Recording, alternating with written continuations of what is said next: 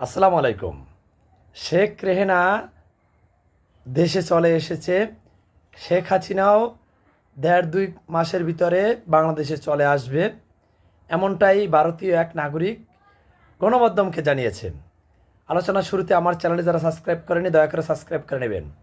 দর্শক, কালবেলা একটি প্রতিবেদন প্রকাশ করেছে, যেখানে ভারতীয় এক নাগরিক তিনি কি জানাইছেন, শেখ রেহেনা বাংলাদেশে চলে আসছে আর ১.৫-২ মাসের ভিতরে শেখ হাসিনাও বাংলাদেশে চলে আসবে এবং ডক্টর মোহাম্মদ ইউনূসকে জেলে যেতেই হবে। আর ডক্টর মোহাম্মদ ইউনূসকে যদি জেলে না পাঠানো হয়, বাংলাদেশে হিন্দুরা কি শান্তিতে থাকবে না। এবং সেই নাগরিক আরও কি জানিয়েছে যে বাংলাদেশের নরেন্দ্র মোদীর সাথে শেখ হাসিনার কথা বলতে হবে, সেনাবাহিনী থাকবে আপনার, দেশ চালাবো আমি, তাহলেই বাংলাদেশের হিন্দুরা সংখ্যালঘুরা শান্তিতে থাকবে। দর্শক, এমন একটা বিব্রতকর খবর এটা কালবেলার মতো একটা গণমাধ্যমে প্রকাশ করছে। নেটিজেনরা এটা নিয়ে আবার বিভিন্ন লেখালেখি করছে।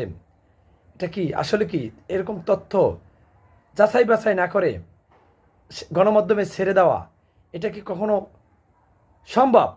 তার মানে কিছু কিছু সংবাদ মাধ্যম, গণমাধ্যম যারা এখনও শেখ হাসিনার হয়ে পক্ষপাতিত্ব হয়ে কাজ করতেছে, কারণ তারা এরকম সংবাদ যদি প্রচার করে, আওয়ামী লীগের যারা দোসর ছিল, নেতাকর্মী ছিল, তাদের ভিতরে কি আনন্দ উদ্দীপনা এটা জেগে উঠবে। তারা মনে করবে যে হয়তো বা আসতেছে, হয়তো আসছে, আমরা আওয়ামী লীগের নেতৃত্বে একটা কিছু করব।